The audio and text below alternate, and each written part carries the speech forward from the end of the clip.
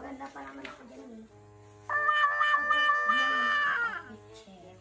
Ginaganto mo. Paki ko. Mas maganda pa naman ako dyan eh. Wow! Sama doon. Sinusuklayan lang naman ako. Iyayaw bebang. Paki ko, pamamahal ko to kaya dapat sila sa akin masunod. Kapatid lang kita. Muko pa lang, wala ka lang. Anong wala? Nakikita mo na nga ako dito. Mas ka nga dito sa pagmamahay na to.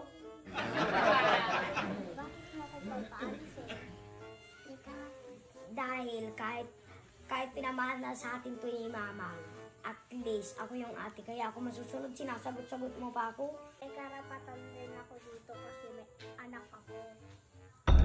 Kahit na yayang kulot, abot mo nga dito yung maleta ni Juan.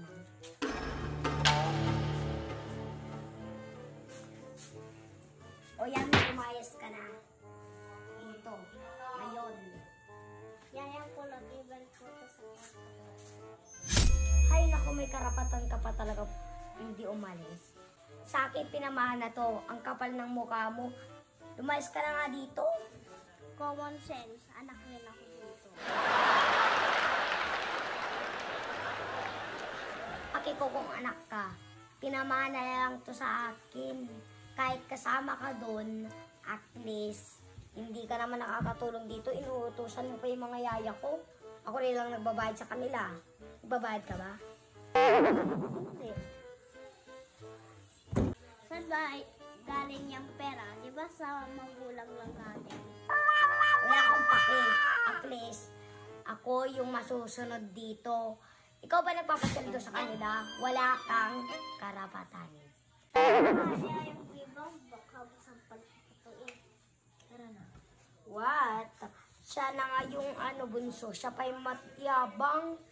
Yayang ko lang po mo ako ng tubig. Na-stress ako.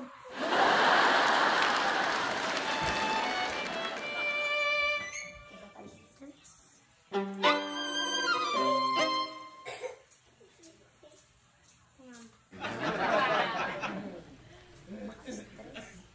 Tawagin mo yung kapatid ko ngayon din. Kakakausapin ko. Diwan ang tawag ko po.